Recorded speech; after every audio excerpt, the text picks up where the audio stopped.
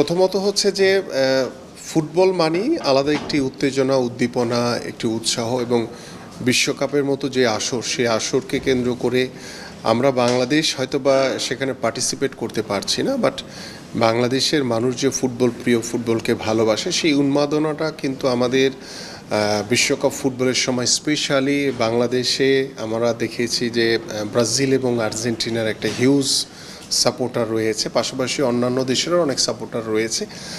So খেলাধুলা মানে হচ্ছে একটি আনন্দ সময় পার করা, বাট সেই আনন্দকে শেয়ার করতে গিয়ে দেখা যাচ্ছে যে অনেক জায়গায় অনেক উত্তেজনা তৈরি হয়েছে, অনেক বিশৃঙ্খলা তৈরি হয়েছে এবং সবচেয়ে দুর্ভাগ্যের বিষয় হচ্ছে যে 10 জনের মতো মানুষ মারা গেছে। সো এই বিষয়গুলো আসলে আমরা কখনোই কামনা করি না।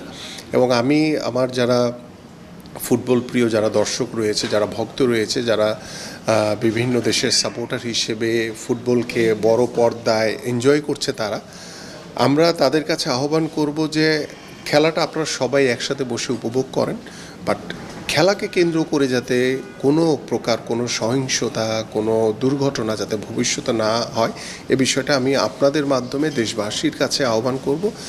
পাশাপাশি আমরা আশা করি যে বাংলাদেশের ফুটবলও একদিন এগিয়ে যাবে। আমরা চেষ্টা করছি, আমরা একদম জিরো থেকে কাজ করা শুরু করেছি, নতুন করে স্পোর্টস খেলাধুলাকে পেশা হিসেবে প্রতিষ্ঠা, খেলাধুলাকে জাতীয় শিক্ষাক্রমে বাধ্যতামূলক করা, আমাদের মাননীয় প্রধানমন্ত্রী যেই স্পোর্টসকে সর্বোচ্চ গুরুত্ব দিয়ে কাজ করছেন। আমার মনে হয় যে আমরা বাংলাদেশের অত্যন্ত ক্রীড়ামোদী একটি দেশ, খেলাধুলাকে পছন্দ করি, এটি যাতে নিছক আনন্দের ভিতরেই যাতে সীমাবদ্ধ থাকে এবং এটিকে কেন্দ্র করে আমরা যে ঘটনাগুলো বর্তমান যে বিশ্বকাপ ফুটবলকে কেন্দ্র করে, বিশ্বকাপ ফুটবল তো দীর্ঘদিন ধরে সেই 1930 সাল থেকেই হয়ে আসছে।